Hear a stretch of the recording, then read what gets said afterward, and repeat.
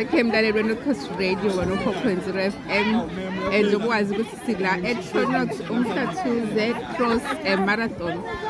Sisiphinde sakuthola-ke omunye dadethu la akade gijima 21 kilometers. Sawubona sisi.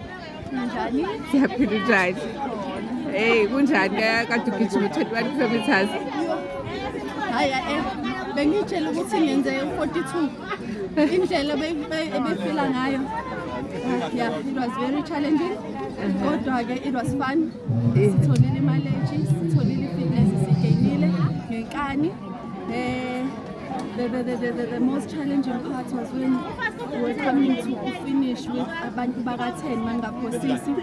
I gave it my all ngithi ngiyaqeda ngathi hayi 21 ingaleyo kanti sasibeka indlela.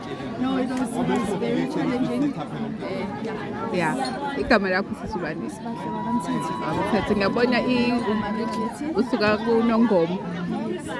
So is this your first race ku Tronox? It's my first 21. I've done 42 before, but it wasn't this route. Now, of course, ngawushiya phakathi. So bengiqala ukuthi ngikhethe distance engizokwazi ukuthi Wow, congratulations. Sabongela kakhulu.